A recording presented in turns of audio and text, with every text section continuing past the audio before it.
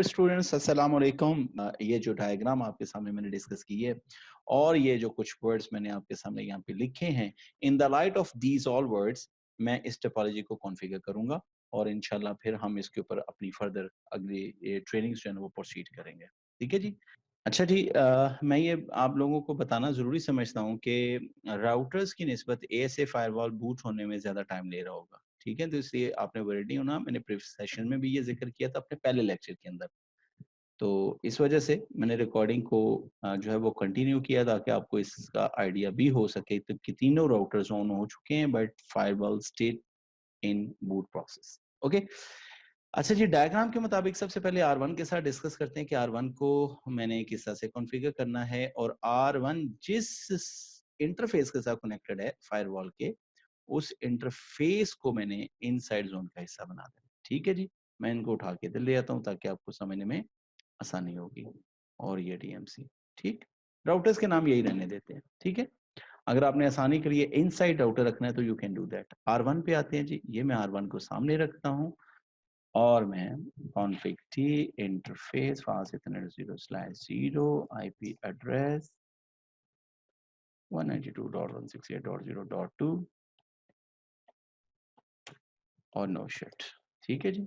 Exit interface fast ethernet 0/1 IP address 200।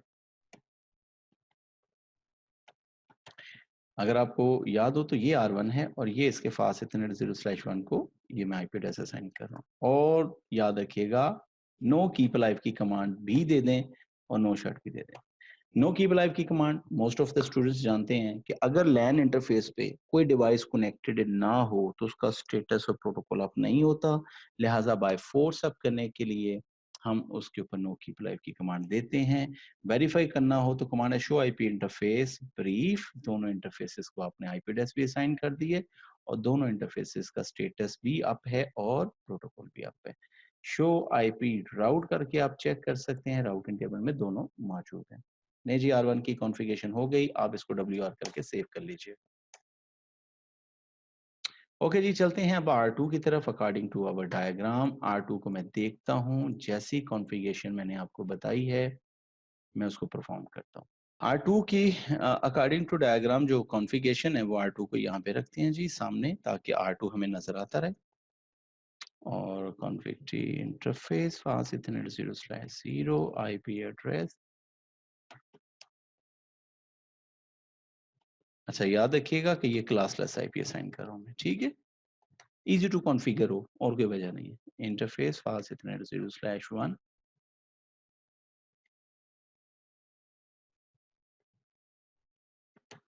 और no keep alive and no shut. Exit करें और सबसे पहले शो आईपी इंटरफेस ब्रीफ की कमांड से वेरीफाई कर लें कि आपके दोनों इंटरफेसेस का स्टेटस भी अप है और डेफिनेटली प्रोटोकॉल भी अप है। जी ये देख लीजिए। और शो आईपी राउट, ये राउटिंग टेबल में भी नजर आ रहा है। ठीक। अच्छा जी, WR करके इसको भी सेव करते हैं। अब नेक्स्ट सेशन जो है जिसमें मैं R3 यानी जिसको कि मैंने DMZ इंटरफेस के साथ कनेक्ट करना है उसकी कॉन्फ़िगरेशन कर लेते हैं जी। उसकी कॉन्फ़िगरेशन के लिए ये जनाब हमारे सामने है वो router. config t interface fast ethernet 0/0 IP address 10.1.1.2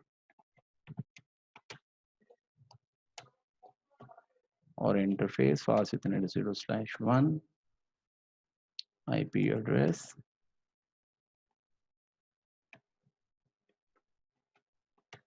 no keep alive and no shut। और आप इसको व्यू करके देख लें। Show IP interface brief show IP route. अच्छा जी, यहाँ तक की गुफ्तगू बिल्कुल जबरदस्त है।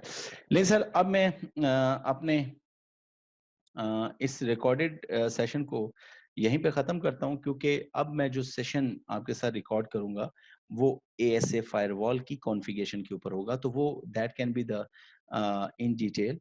सो मैं नहीं चाह रहा कि ये सेशन को मैं थोड़ा सा लंबा करूँ, तो अभी तक के लिए गुड बाय, अपना ख्याल रखिएगा, अल्लाह हाफिज।